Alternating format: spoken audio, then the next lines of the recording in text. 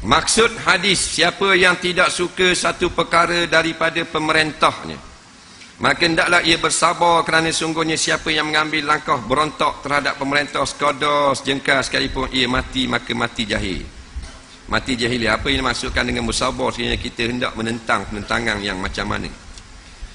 Jawabnya, hadis ini apabila maknanya pemerintah melakukan satu perkara maksiat dan maksiat itu tidak menyebabkan bahawasanya mudarat kepada orang ramai, maka kita kena bersabar. Kalau dia melakukan kezaliman yang tidak menzalimkan orang ramai jadi mudarat, maka kita kena bersabar. Seperti maknanya seorang pemerintah yang dia ni minum arak, maka kita kena bersabar, kita nasihat dia. Tapi kalau pemerintah ni bukan minum arak, dia membenarkan kilang-kilang arak, kita tak boleh sabar tu. Jadi sabar ni makna bertempat. Sebab tu ada pula hadis lain, man ra'a minkum munkara falyughayyirhu biyadihi.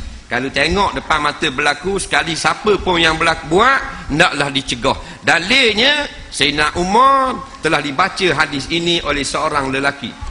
Nampak apabila dia memakai baju yang diberi oleh anaknya. Masa tu bagi kerajaan bagi harta, seorang dapat semetar je kain. Semetar ni tak cukup nak buat baju. Jadi Sayyidina Umar Perdana Menteri boleh semetar, anak dia Abdullah bin Umar boleh semetar juga. Sama-sama 1 meter. Jadi sama-sama tak boleh buat baju, nak buat tapal baru boleh. Hak anak dia beri kayah. Faham ke? Jadi bila beri kayah boleh buat baju 2 meter. Jadi orang tengok Sayyidina Umar boleh buat baju, rakyat dah boleh buat baju. Orang panggil Sayyidina Umar telah seleweng harta kerajaan. Nampak? Padahal Sayyidina Umar hak anak dia beri sebelah. Nampak lagi? Adil Sayyidina Umar. Nak? Laki-laki ni tegur, hai Umar, Nabi pernah bersabda, man ra'a minkum munkara falyughayyirhu biyadi. Nabi sabda, siapa tengok kemungkaran, tegur dengan kuasa. Nampak? Dengan tangan lah. Maka hari ini aku tanya, dari mana kamu dapat baju, sedangkan semua rakyat tidak cukup nak buat baju. Dan menteri kan tu, pemerintah lah. Pemerintah tu, tapi zalim, bukan zalim memberi keburukan pada rakyat, zalim diri dia sendiri kan. Tapi dia tak zalim, salah suka je. Maka ditegur. Umar kata, hak anak aku beri, selesai masalah.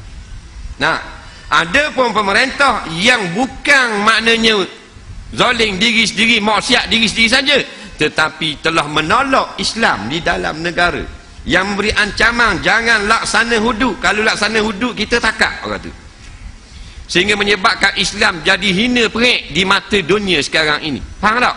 Kalau hak gini kita tidak boleh bersabar. Kalau sabar gini punah jahanam dengan kita-kita semua. Faham? Bandingannya salat jemaah Tok Imam, Nabi kata jangan baca panjang.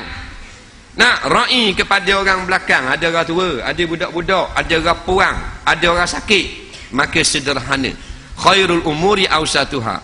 Maka kalau ada dalam kampung kita Tok Imam yang memang baca panjang juga sehingga merungut habis belakang, sabar, jangan pecat Tok Imam tu. Faham? Nasihat dengan baik. Tu hak bersabar. Mudah-mudahan dia akan jadi baik. Jadi pendekkan semayang lain. Hak ni kita sabar. Pasal apa? Pasal tidak mudarat itu menyebabkan rosak. Nampak? Cuma orang tak puas hati lah. Dah lah baca tu panjang surah, slow pula. Sabbihisma rabbikal a'la. Sudah kerja lah. Faham tak? Sabarlah dalam orang ni, dah dia tu imam dah. Jangan pecah. Tapi kalau yang menyeleweng apa yang diperintahkan dalam solat berjemaah, cak. Hak tu kena turunkan dia daripada menjadi tu imam. Tu imam semayang Isya 6 rakaat, subuh 9 rakaat, sama-sama gitu, maka hak tu kita pecah. Tambah lagi bekah rendang dalam kolam. Faham? Tu faham ke? Hak mana patut sabar, hak mana tak boleh sabar. Ni sudah menghina Islam, menyebabkan kafir-kafir naik di atas agama Islam. Nampak? Bercambah naik gereja dan sebagainya. Islam semakin perik, makin perik. Semua orang boleh memperkatakan Islam, boleh hina Islam. Tak ada akta tentang orang murtad. Ramai yang tukar agama. Ni tak sabar. Tak boleh sabar. Soalan seterusnya.